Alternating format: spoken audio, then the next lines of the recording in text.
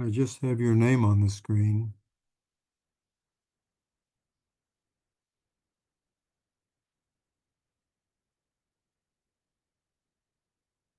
Um, Hello, everybody. If you can see me, I can't see you yet, but I am here. Yeah, we won't be able to see the audience, but they can see us. Okay.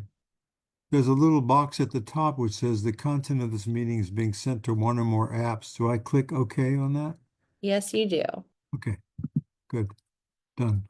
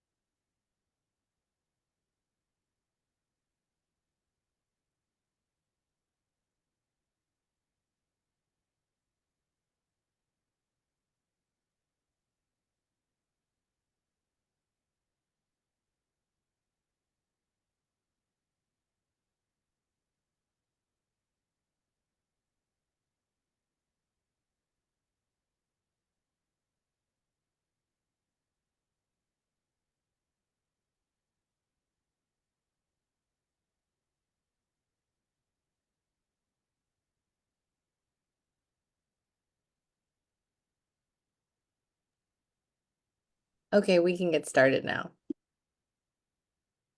Okay. If you can all hear me, I'm Reg Gibbons, and we're waiting for everyone to arrive.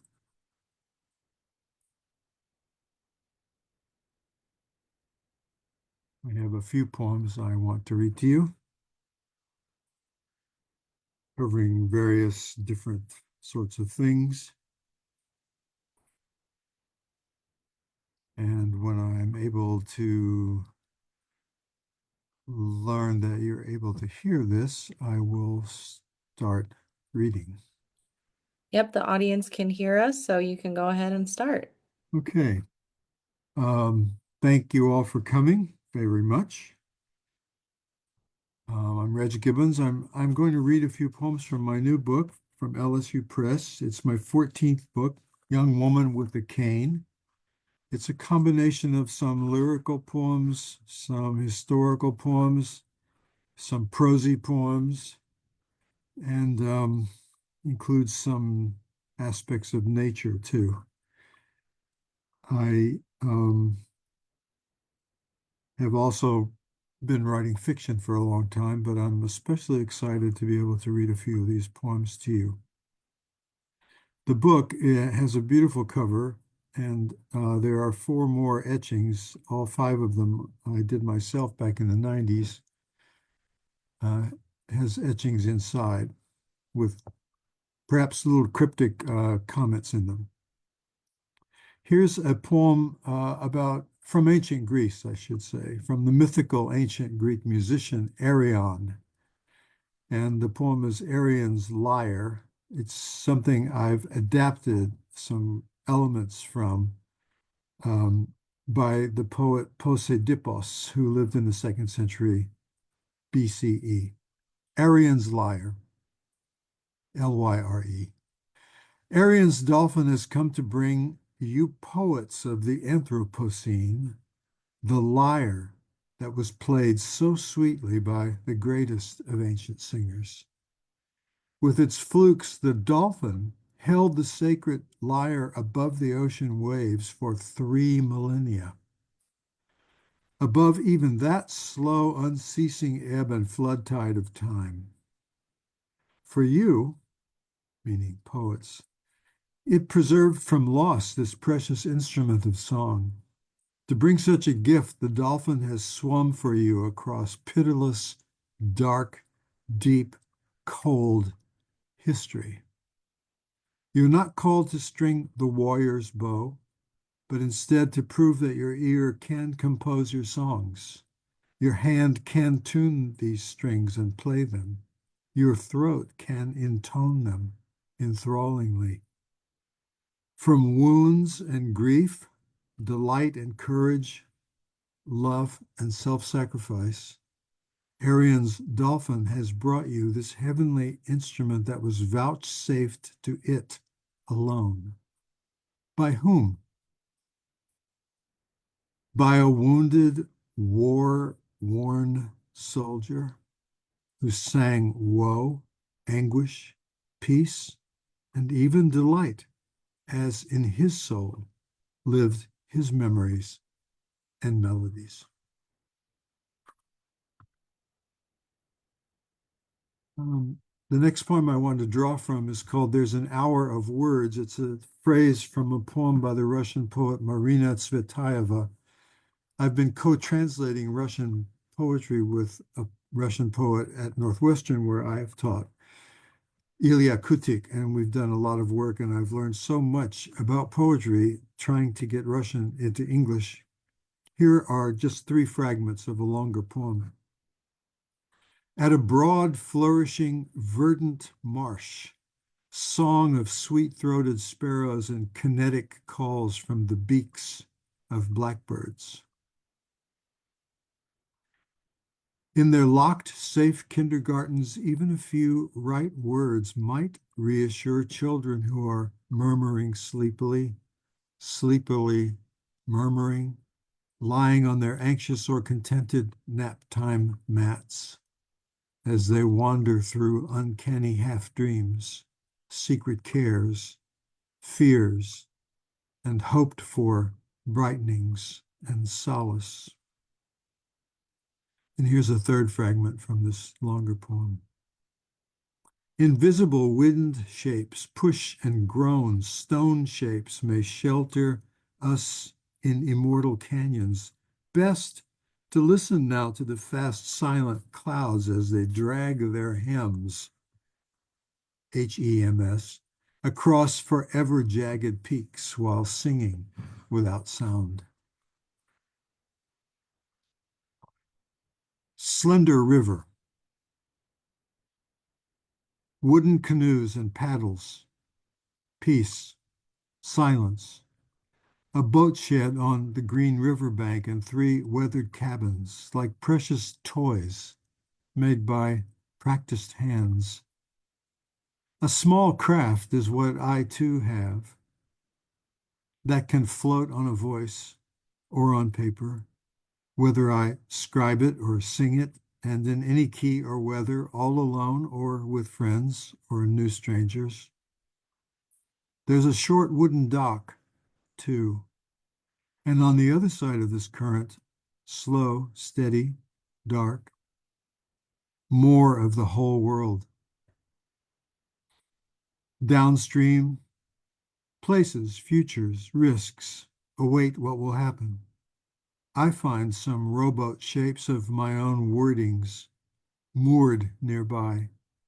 They rock gently as if they were floating guitars, till when they will carry away what they've held within themselves for an hour or a decade or longer.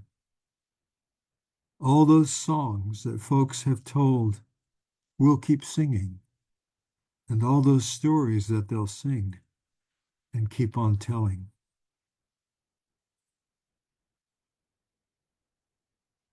I'm sorry, I say again. She looks around inside me. Her gaze pushes through my tangled branches, scans the dim, fallen-leafed ground of what I am.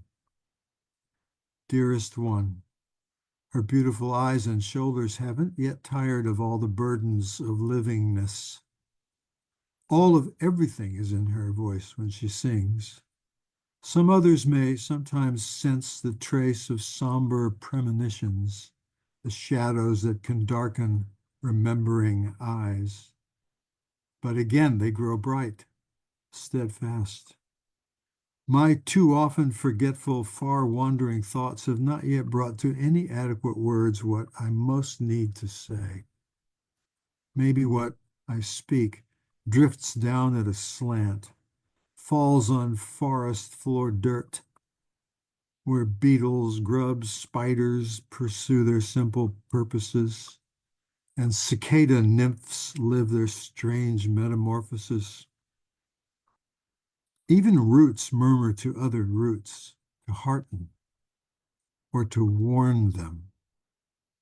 And I see who might serve as my delicate proxy, perching on a leafless twig, a myth-silvered, wary wood thrush at dusk, singing its gorgeous, sweet consolation.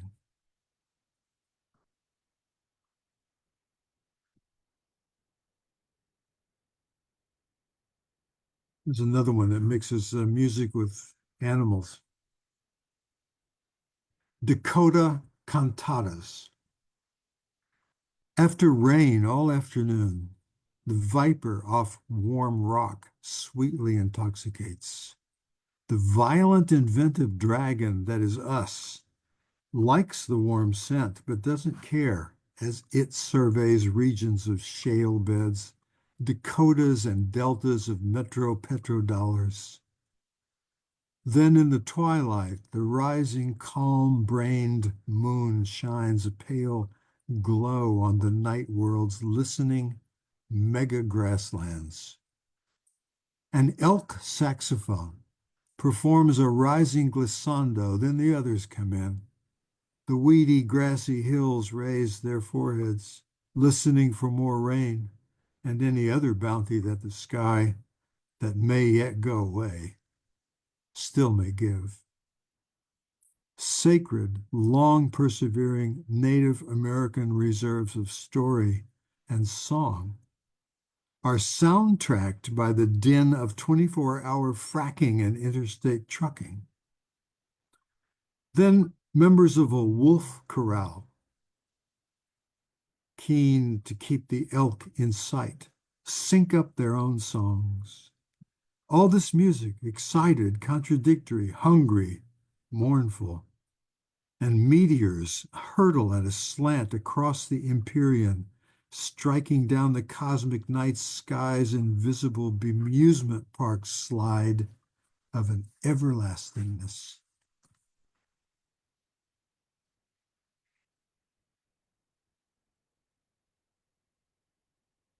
A dancer. Out of sorrow, her laughter seemed to come too soon. The way that in early spring yellow-green buds leaf out first on a great elm that's ill. But her physical grace, even when her thoughts are heavy, gives her poise, the way that what a dancer en pointe raises in her ardent, slender arms is her own being.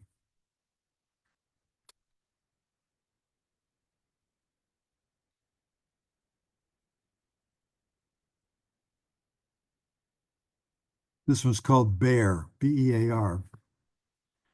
And I put a little epigraph at the top by the ancient Greek poet Pindar, just three words, or two words, really, a hyphenated word and a single word, honey sweet song. It's a Greek cliche, really, ancient Greek cliche, that song is something that is as sweet as honey. Anyway, here's Bear. Standing, leaning with great long clawed paws, she rips punk wood out of a dead tree's high hollow to get at her purpose inside. Her long brute parentheses tear at the living humming word. The honey that the tree has helped the bees hide has drawn her near with its scent. Raiding the hive, she's monstrous, intent.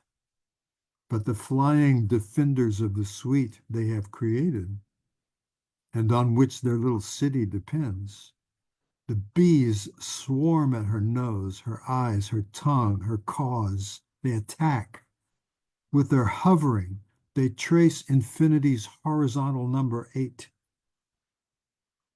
Then they sting and fall, still buzzing. Fighters mortally self-sacrificing. And always, even with such valor, they fail at defending. And who can succeed? The whole history of poetry. Defending the whole history of poetry. I wonder if any of you have any questions you'd like to ask, if we could interact a bit. Thank you. Yes, we have some questions. The first one is about the book's title. It's a unique title. Can you talk about where it comes from and how it came to be the title of the collection? Yes, I'm really glad somebody asked. The poem is probably too long for me to read, but it it turned out to be a very important thing for me to figure out. Um, Let me read 3 stanzas of it and then explain. Young woman with a cane at the River Saône, Lyon, France, 2017. Upriver, there's been a long, fierce, heavy storm. The winter current speeding through the city riverbed is frightening. As it flows, I watch the river shoulder hard its stone side walls. It has never not triumphed at any moment of its million-year life, pouring seaward. The half-dark layered air already has begun to tremble. I'm sorry. The half-dark layered air already has begun to temple the well-lit shop windows, small streets, the frail maze of street lamp rays, the fluorescent ATMs, and a tired florist in a puffy jacket who's taking in the last of her sidewalk display of orphaned flowers. And on the river bottom, there's what has sunk, abandoned, thrown in, lost during floods, wars, rebuilding, accidents, forgotten now, such as a misguided, unexploded bomb from May 1944 lying somewhere on the river bottom ever since the Royal Air Force dropped it when bombing German military sites in this city. It's a kind of a historical poem about not only about a million-year or a 2 million-year-old river, but also about war and survival, love and sorrow, confinement and punishment on the one hand, and escape and freedom on the other. And I found watching that river for a while very, very much something that deepened my sense of how much the world holds that is hard to get through. Another question? Thank you. Our next question is about deciding which poems to include in this collection. So you have written 14 books of poems. So how do you decide which poems go into which collections, which ones belong together, and sort of create that cohesive work?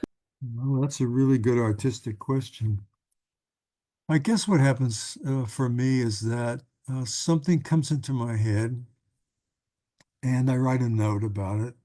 I wonder what it's coming from somewhere in my psyche.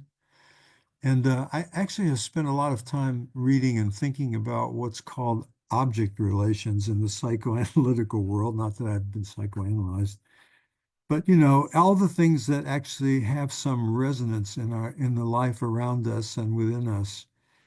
Everything from what's on one's dresser chest of drawers, or what's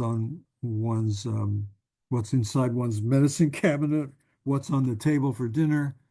Who do I love? Who do I not love? Where do I like to be? Where do I not like to be? And I sort of use and have taught students how to intuit what it is that's interesting to the part of the mind that doesn't know it's interested yet. And I chase those little things down for myself also. So there's a lot in the young woman with a cane poem and another long one that's in here. And I'm always trying to simply discover what I intuit next and asking myself, how do these things relate to each other? I end up revising poems over and over again, trying to get things in the right sequence. I've often taught students to read their poems from the bottom up, if it's in stanzas or it's in lines, and see what it feels like when the images succeed each other in a totally different way from top to bottom. Um, I wonder if there's anything more I could say about this. Putting a book together is for me a matter of writing too many poems, figuring out which ones I won't keep, and then trying to figure out how to sequence them in a way that interlocks some poems with others or evokes other poems in the same book because of some same feelings and preoccupations. Hope that makes sense. Another It one? does. Yeah, thank you. As a follow-up to that, again, having written so many books, how do Hmm. you view this collection in conversation or in relationship with your other books? Do Uh, you feel that it's an evolution? Do you feel that it's very different from other books? Are there similar books that you've written that you feel are sort of siblings of this book? You know, where does it sort of fit in with your hmm. oeuvre? That's a really good question. I hadn't even thought much about that. Having published this many books and having begun so long ago, I think it's I think it's clear to me anyway that each book has been a different kind of thing. And it's depended on where I was and what I was thinking, dreaming, wanting, not wanting, paying attention to, not paying attention to, what it was that came into my intuition, this or that. And I try to draft poems simply to see what I can make of them, and then I work on them. And then the sequencing of them in a book is also another interesting artistic problem, how to make it seem most interesting by the way the book moves from poem to poem. Sometimes I've divided books into sections, two or three sections that have each section having a different mood or a different focus. It's a kind of intuitive thing. It's not something I've ever sort of done in a, what can I say, architectural way or a mathematical way or anything like that. I just listen for what I'm listening for if I can find it, and then I try to use language in a way that compresses somewhat um, the the qualities, the attention of the words. So I don't know if I have a good example, but I do know that every poem I've written, and it was in a different, slightly different era or very different era of my own life. And so the books are somewhat different, and yet at the same time, I certainly feel they're all mine. Does does that make very much sense? I'm not sure.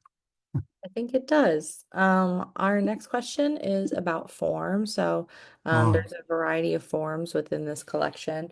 How do you decide the form that a poem takes? Do you go into it thinking, now I want to write in this form, or do you feel that the form sort of chooses the hmm. poem?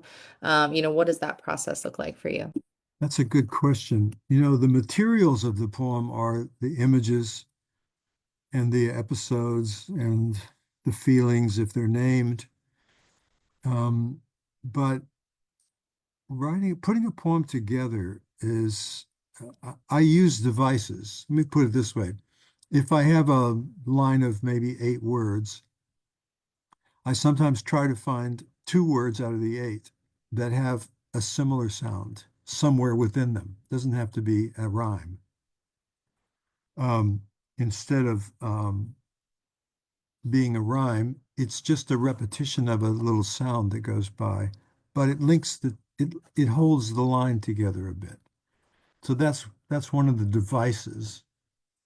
And then working in stanzas, as I mentioned earlier, can be extremely clarifying if one resorts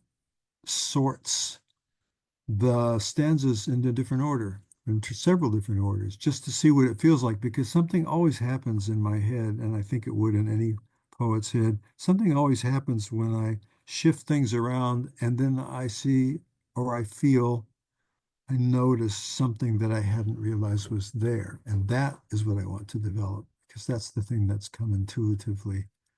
And I know it's mine. I used to tell my students to keep an object journal.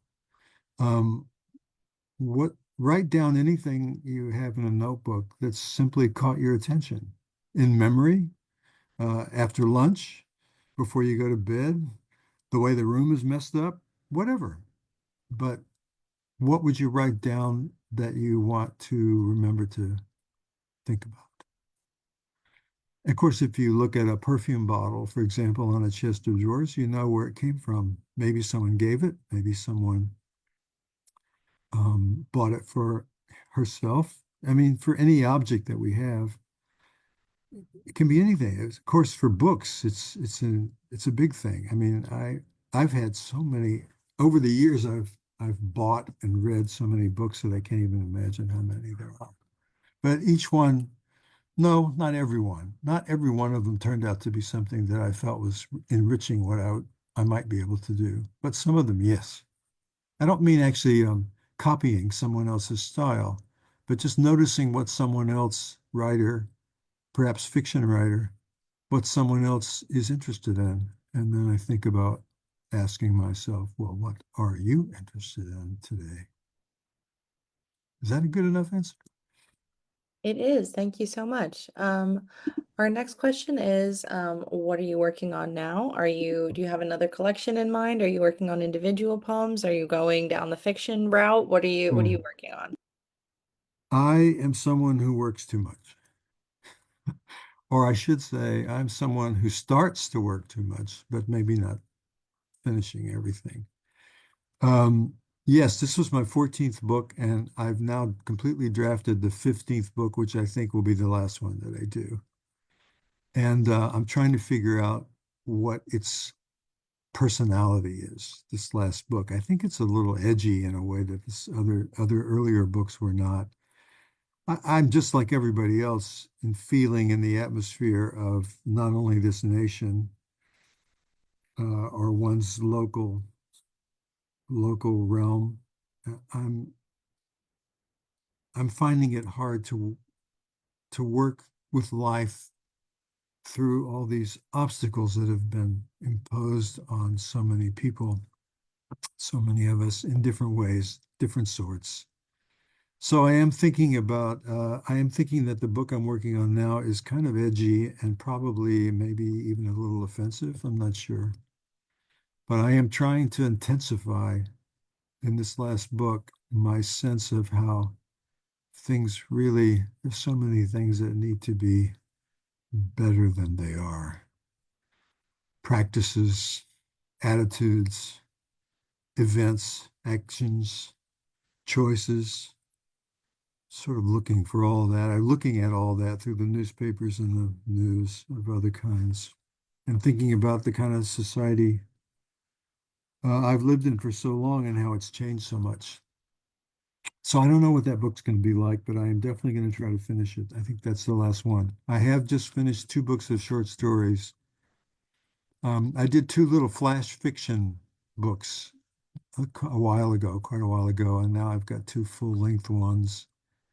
And I do want to finish that. The only giant project I ever did was a novel called Sweet Bitter, which is probably the thing I'm proudest of. It's a long novel and it's a journey and a journey story. And it's all about a childhood and adulthood, um, poverty, race, um, nature, family. Um, it was a really massive effort. It took me quite a long time to work it through. And I don't think I'll do another one of those, but I am happy that I did it because it was like finding a place to explore. It was like deciding to go up Mount Williams in Arizona and take all the trails, except it was just on paper and in my head. Thank you. We've got another question. Hmm. Question is from Dar. Question is, do you have a poet that you read to stir your creativity? Oh gosh, lots of them. Lots of them. I have a lot of contemporaries who are wonderful poets. Um, and also, I began reading poetry late in high school, and then through my college and graduate school years, of course, I read a ton of poetry and almost all of it in English, though I also speak Spanish and read Spanish, and I can read French and some Italian. And I drew from all kinds of poets looking at how, in their language, including English, English has more variations, um, how they used the language that they use in order to flavor. I don't know what the right word is, to flavor, to tincture, to colorize um, the writing. So it's hard to work these things out. I mean, you can't really write anything until you've already written it. And when you've already written it, in my case, I always have to go back and start over again and start revising because then I see things that I realize I put in the wrong place or I should have put in when I didn't, or I put in something that doesn't belong there, or it's in the wrong sequence or whatever. I stay in the work as long as I can. And I let things come to me, and if they're useful, I try to make something out of them. And if I don't find what I need, then I get discouraged just like anybody else. It probably doesn't help, but you've got to just work at it. It is work, but it's the most beautiful work, or one of all the arts are beautiful things to do, and mine is words, language, drama, life stories, objects of all kinds, natural and unnatural or artificial, and objects can even don't even have to be don't have to be tangible. I mean, for example, you might have a cousin who's a terrible person, and that's an object. And what do you do with that if you really wanted to write the poem but not insult the person? That's an interesting artistic challenge. If you want to make that little portrait, hope some of this makes sense because I'm winging this. No, it definitely makes sense. We've got another question here from Biljana. Question is, are you interested in writing a memoir? Well, actually, I have made two drafts of a memoir. And by the way, Biljana, is this the Biljana that I once met a woman named Biljana, but quite a long time ago. Maybe it's a name that's more common than I thought. Anyway, if it's you, hello. Um, it's a hard question. I don't know. Not sure what to do with that. Um, is there another angle on that you could come Yeah, out with me? just I guess you said maybe you'd made some attempts at writing a memoir. So just thinking about do you think it's something you Yeah. actually want to publish or just something that you'd want to write for yourself? Well, I can't help wanting to publish it, but I've done two drafts, and a very good friend of mine just read for me the whole second draft and made tons of comments, and I felt quite amazed and happy to get that from him. But I haven't sat down to figure out what is it, how much of what I have do I want to put in, and how exactly will I do it without keeping things, I wouldn't say calm, but acceptable. I mean, when you live, you have bad experiences as well as good ones. You have bad relations as well as good ones. And I'm still sorting all that stuff out. And I probably will include material about my parents. They've been dead a long time, and some others who are gone now. But the closer I get to later life, I think the less I'm feeling likely to include. I don't know. I'm a little cautious about it. Yeah, that definitely makes sense. So that was our last question, so we can go Hmm. ahead and say thank you and goodbye to the audience. Thank you all for being there. I really appreciate your listening and your patience, and I'm very glad to have been able to tell you about this book, which LSU printed so beautifully and published with such care. I just can't get over how great it's been. And I hope you all are well and writing and reading. Thank you.